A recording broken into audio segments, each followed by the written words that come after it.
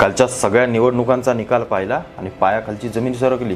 आता तुम्ही म्हणाल नक्की काय झालं, मोदी तर आलेत, पण ज्या यूपी मध्ये राम मंदिर बांधलं, ज्या इथल्या उत्तर प्रदेशच्या लोकांना आज त्यांची ती दुकानं आणि सगळे उद्योग धंदे करण्याची सगळी साधनं करून दिली, त्या उत्तर प्रदेश मधल्या स्थानिक लोकांनी नरेंद्र मोदींकडे पाठ फिरवली। हे आमचे हिंदू असले आम्ही सगळे लोक, म्हणजे ज्यानं आमच्या धर्मासाठी सगळ्या गोष्टी केल्या काय आणि त्या सगळ्या गोष्टी करत असताना आम्ही त्याच्या पाठीमागे उभं राहत नाही, याच्यासारखं दुर्दैव नाही। म्हणजे जी बाबरी पाडताना मला असं वाटतं तुम्ही सगळे एकत्र होता, अरे मग राम मंदिर उभं झाल्यानंतर ज्या माणसानं बांधलं त्याच्या पाठीमागे आम्ही उभे नाही राहू शकत? हे झालं उत्तर प्रदेश मधलं, द्या सोडून त्यांचं, ते सगळे तसेही कोणाच्या बापाचे नाहीत। पण महाराष्ट्राने ज्या मराठ्यांनी आटकेपार झेंडे पोचवले, अरे मराठ्यांनो गेला होता कशासाठी? आटकेपार धर्मासाठीच गेला होता ना। आणि मग त्याच धर्मासाठी तुम्ही या सगळ्या ह्या हिरव्या झेंड्यांना तुम्ही मतदान केलं। कोण आहे वे महाविकास आघाडीवाले सगळे, या सगळ्या मुस्लिमांना तुम्ही साथ दिलीत आणि धर्माच्या विरोधात उभे राहिलात कशासाठी? तुमच्या आरक्षणासाठी।